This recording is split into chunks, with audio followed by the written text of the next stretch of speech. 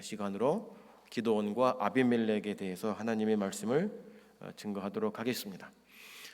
기드온은 지난 주일 밤에 말씀드린 것처럼 자기 집에 있는 아버지의 신상 바알과 아세라 신상을 다 태우고 바알 제단을 다 쓸어 버렸습니다. 그래서 여룻바알이라는 이름을 얻게 되었습니다. 그러나 여룻바알이라는 이름을 얻긴 했지만 결국 스스로 바알의 자리에 올라간 사람이기도 합니다. 오늘 본문에 보면 기드온에게 아내가 참 많았다라고 기록합니다. 몇 명인지는 알 수 없지만 아내를 많이 두었고 그 아내들로부터 아들이 70명이라고 말합니다. 아들만 70명이기 때문에 딸의 수는 포함되지 않았습니다. 딸까지 포함한다면 대략 한 100명 넘지 않을까 추측을 해봅니다. 그러면 여러분, 기드온에게 아내가 많고 아들이 많다는 것은 복을 받아서일까요? 절대 그렇지 않습니다. 신명기에는 지도자가 갖추어야 할 그 자세 중에 법으로 금지된 것이 있는데, 먼저는 아내를 많이 두지 말 것, 그리고 많은 재산을 소유하지 말 것을 명하고 있습니다. 왜냐하면 이것이 결국에 나라를 세우는 데 있어서 또 지도자로서 결코 합당치 못하다, 그 후에 일어난 일들은 깨끗하지 못함을 알기 때문인 것입니다. 근데 기드온은 이 두 가지 모두를 다 어겼습니다. 몰라서 그랬는지 아니면 알고서도 무시했는지는 알 수 없지만, 게다가 세겜에 얻은 첩까지 있으니 사사로서 참 부끄럽고 창피함이 그지 없습니다. 이 첩이라는 것은 아내와 반대되는 개념입니다. 아내는 합법적 결혼을 통해서 맺어진 관계라고 한다면 첩은 그 반대입니다. 그러면 왜 이 기드온이 이 세겜 출신의 이 여인을 합법적으로 결혼하지 못하고 첩으로 두었을까? 말씀드린 것처럼 세겜 여인이라는 것입니다. 세겜은 이스라엘 공동체 밖에 있는 사람, 즉 이방 여인입니다.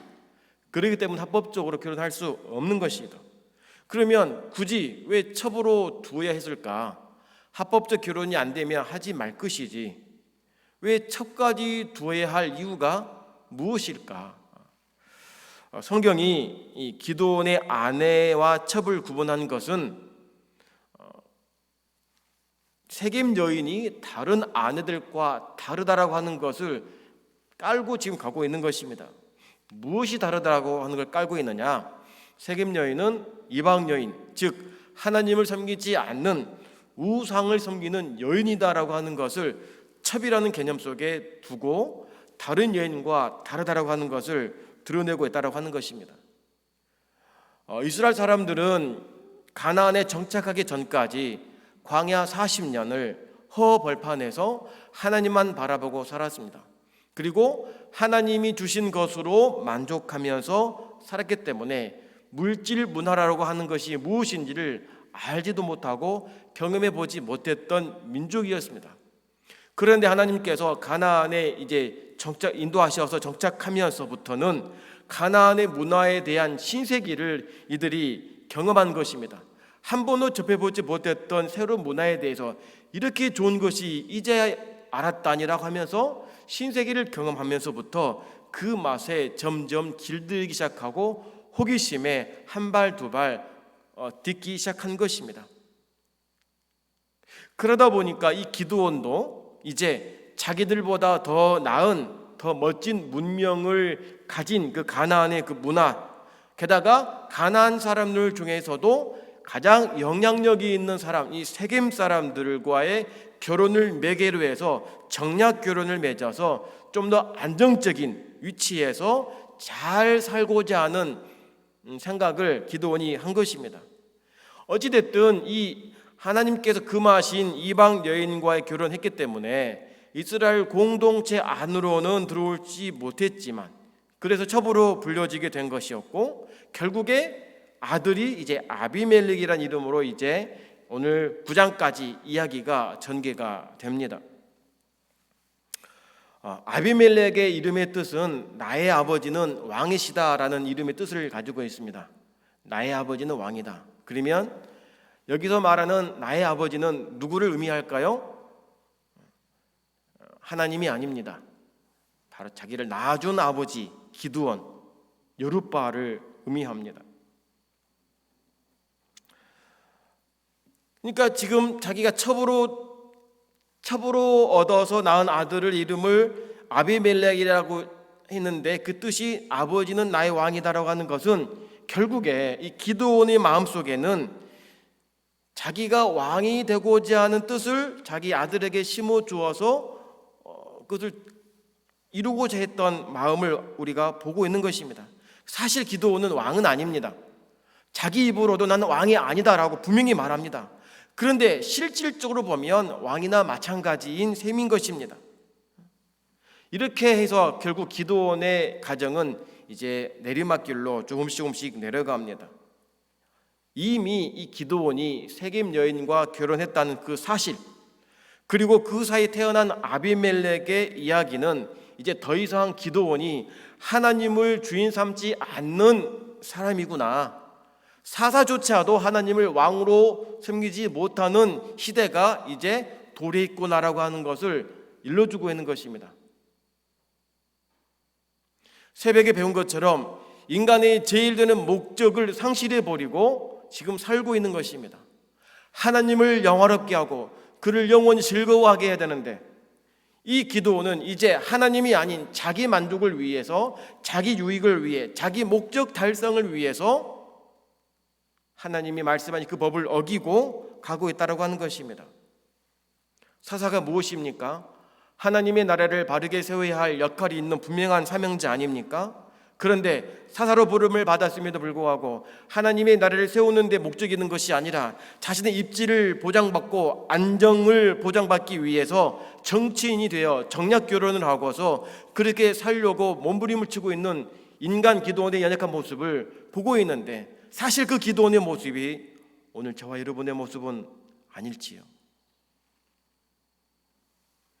성경은 기드온 집안의 이야기를 하면서 의도적으로 바알이라는 말을 반복합니다.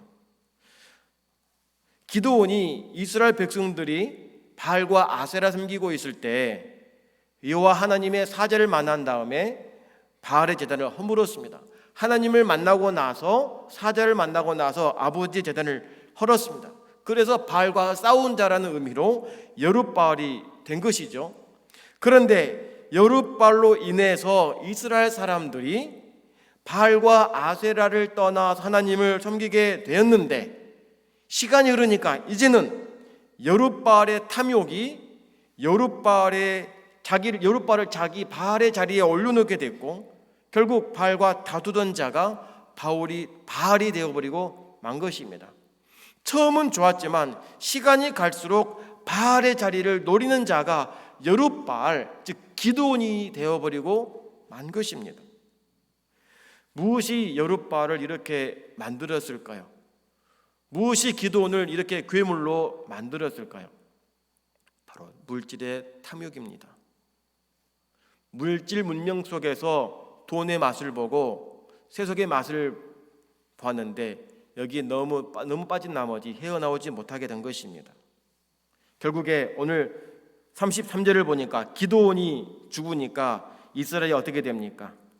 이스라엘 자손이 돌이켜 바알들을 음란하게 위하고 또 바알 브릿을 자기들의 신으로 삼게 됩니다. 기드온이 죽으니까 다시 원래대로 돌아갑니다. 그 원래가 무엇입니까? 우상 앞에 돌아가는 것입니다. 바알을 섬기는 것입니다.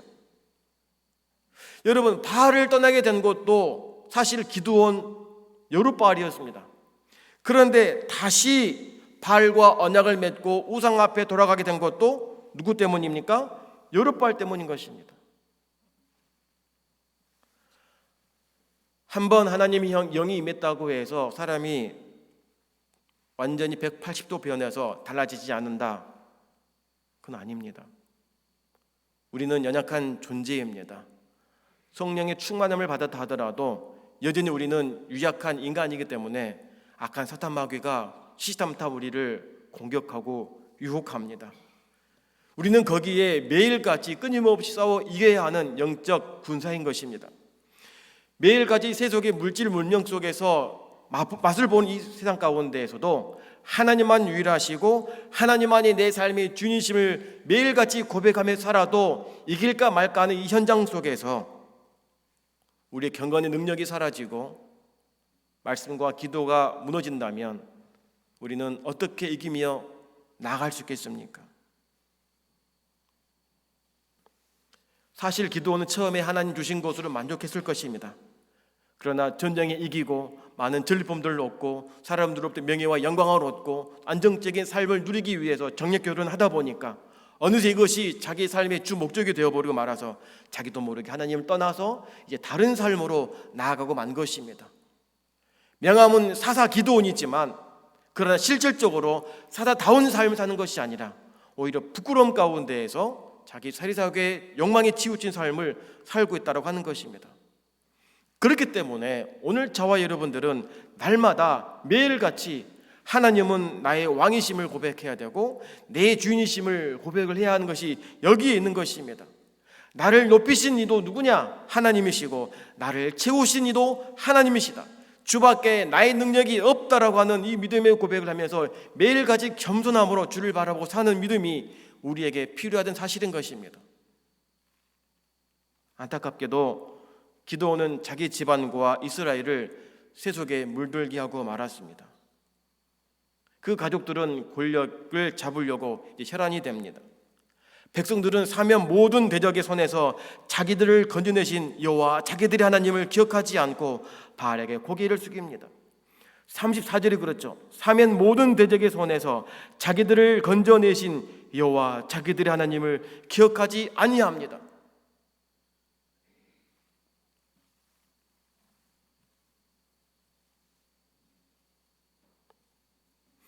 기드온이 죽으니까 그 자리를 탐하기 위해서 아비멜렉이 이제 움직이기 시작합니다. 외가 친척들이 있는 세겜에 가서 영향력 있는 사람들을 불러 모아놓고 다른 형제들이 아버지의 자리를 차지하려고 하니까 좀 도와주십시오라고 호소합니다. 이 상황을 보면 두 가지를 우리가 알 수가 있습니다. 첫째는 뭐냐? 여룻바알의 아들 70명과 이 아비멜렉은 그 가족이라고 하지만 가족 내에서도 신분이 분명하게 다르다라고 하는 것을 보여줍니다. 기드온이 볼 때는 다 같은 아들일지 몰라도 깊이 들어가면 아비멜렉은 별도의 첩의 아들이고 나머지 70명은 본 혈통의 아들로서 선이 그어지게 된 것입니다. 이스라엘은 연합 공동체입니다. 12지파가 하나의 공동체인 것입니다. 그런데 아비멜렉이 첩의 아들이니까 왕이 세습에 들어오지 못합니다. 그러니까 세겜에 가가지고 외가의 도움을 받아서 힘으로 자기 꿈을 이루기 위해서 도와달라고 호소한 것입니다. 두 번째로는 말만 사사였지 기드온은 실질적으로 왕으로 행세했다고 하는 것입니다. 무슨 말이냐? 사실 사사는 세습이 되지 않습니다. 세습이 되지 않는 것이 사사입니다. 이웃 나라 왕과 달리 세상 나라 왕과 달리 하나님의 영이 임하는 사람에게만 사사로 임명을 받은 것이고 최고 결정권자가 되는 것입니다. 그러니까 잘나고 못나고 떠나서 남자건 여자건 떠나서 하나님 영이 그 사람에게 임하기만 하면 그 사람은 사사가 된 것입니다. 결코 물려줄 수 없는 것입니다. 아버지가 온일이니까 그 아들이 사사가 되는 것이 아니고 엄마가 드보라니까 그 아들이 사사가 된다? 있을 수 없는 이야기입니다. 그런데 기드온이 죽고 난 다음에 어떤 일이 벌어집니까? 그 아들들 가운데 서로 지도자를 선출하러 가는 것입니다. 아비멜렉뿐만이 아니고 70명의 아들들도 지금 서열 다툼에서 싸우려고 하고 있다라고 하는 것입니다. 하나님이 선택하셔야 되는데 하나님께서 지명하셔야 되는데 그렇지 않고 자기들이 선택을 하고 이스라엘 사람들 선택해가지고 사사로 세움을 받으려고 했던 인간의 모습을 보고 있는 것입니다. 왜 그렇습니까? 이미 기드온이 그렇게 살아왔기 때문입니다. 그냥 아들들이 그 보고 똑같이 따라하게 된 것입니다. 세겜 사람들이 아비멜렉의 말에 마음이 기울입니다. 왜 그럽니까? 자기들과 피를 섞은 아비멜렉을 도와서 아비멜렉이 왕이 되면 그 세겜 사람 마을들도 영향력이 더 커지고 힘을 발휘할 수 있고 목소리 낼 수 있고 막강하니까 함부로 못하겠지라고 하는 또 정치적인 계산이 깔리는 것입니다. 그러니까 옳다구나 하고 아비멜렉을 도우기 위해서 바알불이 신전에서 은 70개를 가져다가 아비멜렉에게 줍니다. 왕으로 인정하는 것이죠. 아비멜렉은 결국에 하나님이 아닌 바알을 택합니다. 아버지 여룻바알이 보여준 가정의 모습은 이미 하나님 눈에서 멀리 멀어졌습니다. 불신앙으로 가버리고 말았습니다. 이제 여룻바알은 권력을 탐하게 되었습니다. 소유에 집착하게 됩니다. 하나님마저도 자기 입지를 높이기 위한 이용 도구로 사용합니다. 거기서 태어난 이 아비멜렉도 아버지와 똑같이 그 길을 밟고 있는 것입니다. 아버지 기드온은 바알과 처음엔 싸우기라도 했죠. 아비멜렉은 애초부터 바알과 싸우기는커녕 바알 편에 들고 있습니다. 성도 여러분, 이걸 본다면 가정의 신앙교육이 얼마나 중요한지를 뼈저리게 느낍니다. 아버지 어머니가 뭘 하는지를 자식들이 보고 그대로 따라하기 때문인 것이죠.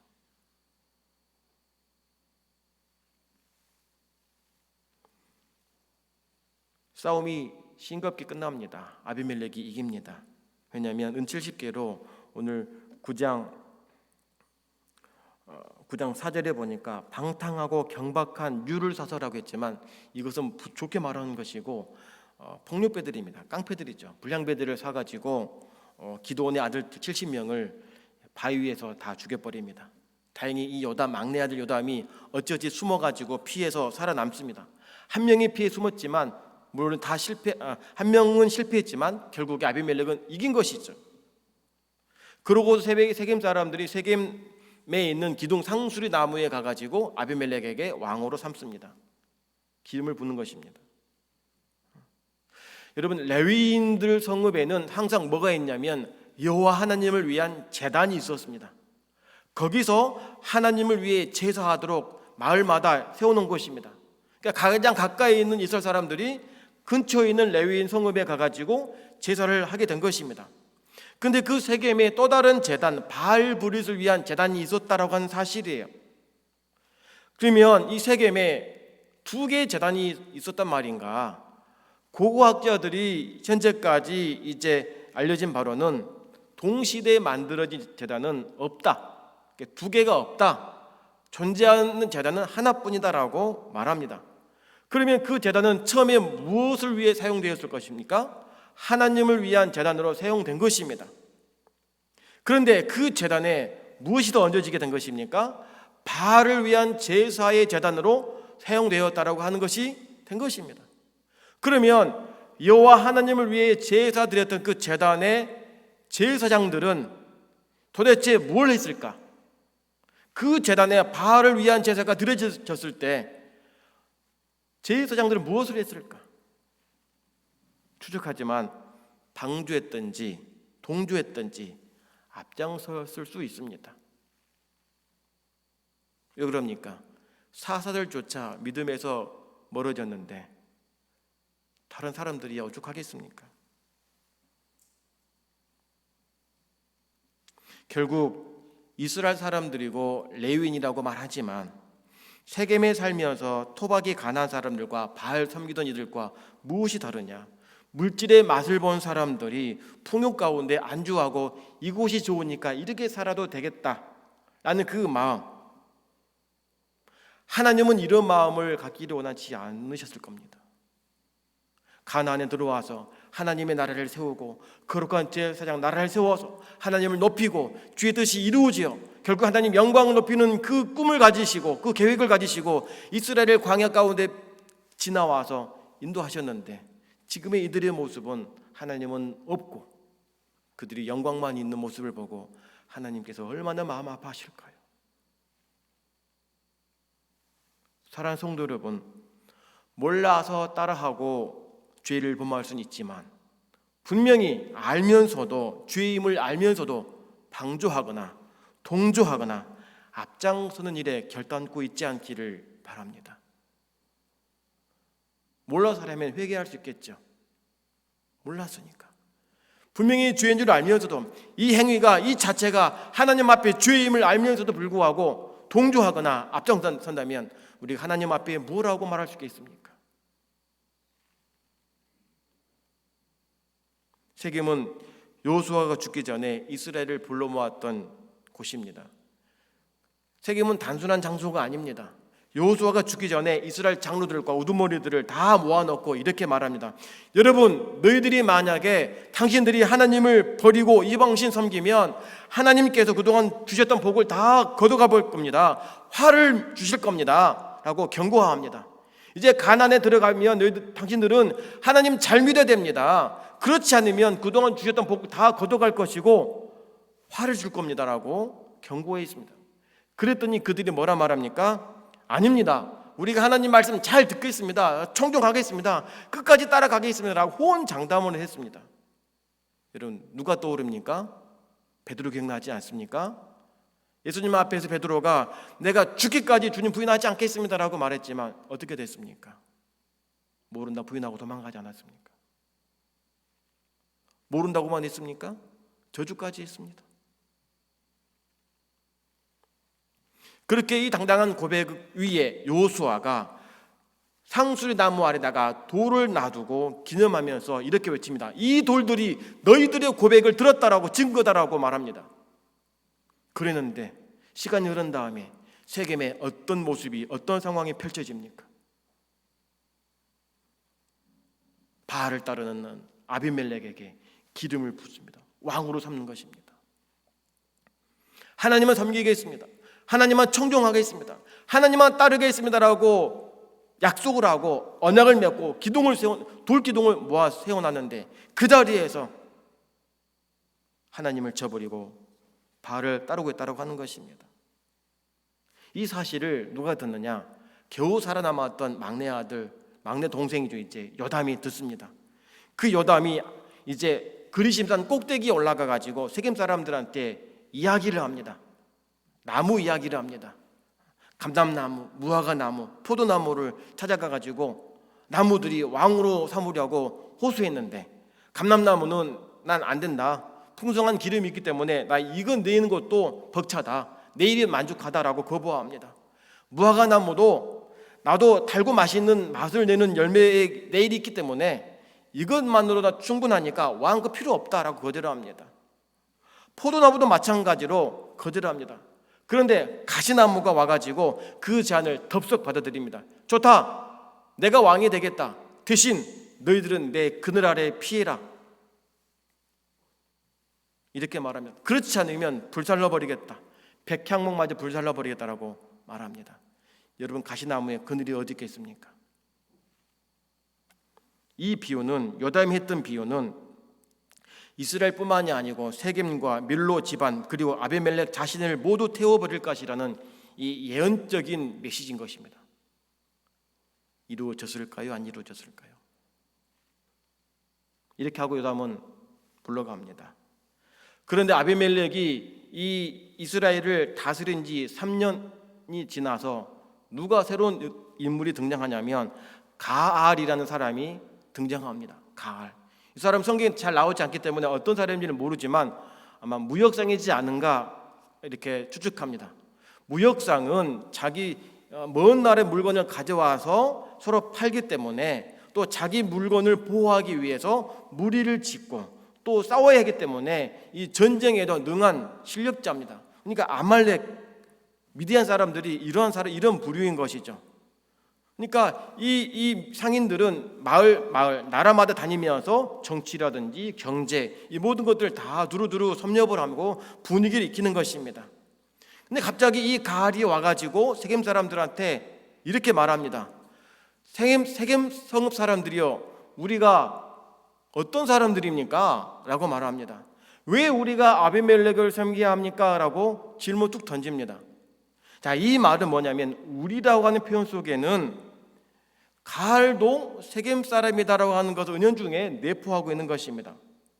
그러니까 어쩌면 가알이 원래 토박이 세겜 사람이었는데 직업상 이제 돈 벌기 위해서 여기저기 떠돌아 다니다가 정착하기 위해 왔다라고 할 수도 있고, 아니면 두 번째로 설득하기 위해서 또 점령하기 위해서 거짓말로 이렇게 했을 수 있다라고 하는 것입니다.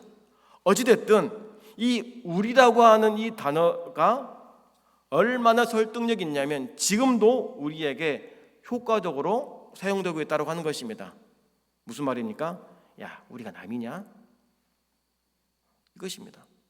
우리가 모르는 사이냐? 우리가 어떤 사이인데 학연, 지연, 혈연을 가지고 당기는 것입니다. 그러면서 그 사람들 눈에 잘 보이기 위해서 잔치를 베풀고 신전에다가 많은 돈을 이렇게 뇌물을 바칩니다. 그러니까 세겜 사람들이 어떻습니까? 혹합니다. 가만 보니까 아비멜렉은 혈통이 반반입니다. 아버지 기돈이잖아요. 이스라엘 사람입니다. 엄마만 세겜 사람이에요. 근데 가만 들어보니까 이 가을은 순수 혈통 같거든요. 말하는 걸 보니까. 그러니까 어떻습니까? 가을의 말을 따르려고 합니다. 이 분위기를 감지한 사람이 이제 이 수불이란 사람이 아비멜렉에게 보고합니다. 지금 가알이란 사람이 와가지고 이스라엘의 왕이 되려고 세겜 사람들 와가지고 말하고 있습니다 라고 말하니까 가만히 있겠습니까? 전쟁해야죠. 이 와중에 가알이 마을 곳곳을 약탈합니다. 왕이 되려고 하면서도 동시에 마을에 가가지고 약탈합니다. 왜냐하면 작전입니다. 이렇게 놓고 지금 봐라, 아비멜렉이 자기가 왕이면서도 자기 나라도 책임지지 못하고 있지 않느냐, 보호하고 있지 못하고 있지 않느냐, 어찌 우리가 이 아비멜렉을 믿고 우리 가족을, 우리 땅을 맡길 수 있느냐.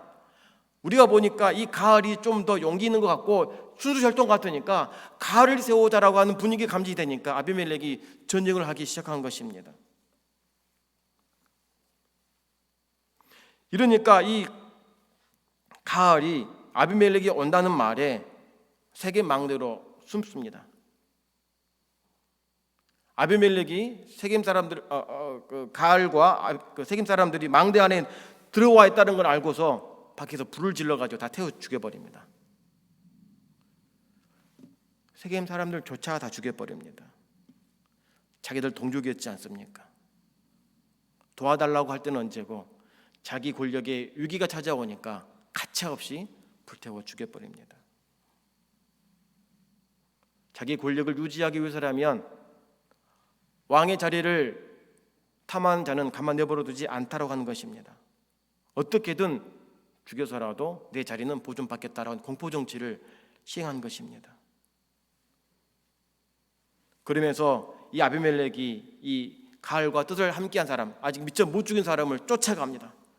쫓아가는데 어떻게 죽이느냐, 세겜에서 이미 망대에 들어간 사람을 어떻게 죽일지 알기 때문에 이 아비멜렉이 세겜에서 데베스의 망대에 또 불을 지르려고 합니다. 이제 다른 망대에 들어간 이 가을의 쭉 무리들을 죽이기 위해 그 망대에 들어갔는데 이름이 알려지지 않는 한 여인이 위에서 보고 물맷돌로 던졌는데 아비멜렉이 머리에 맞고 현장에서 죽고 맙니다. 이렇게 이야기가 끝이 납니다. 여러분, 요담의 나무 이야기 예언이 어떻게 됐습니까? 그대로 이어졌습니다.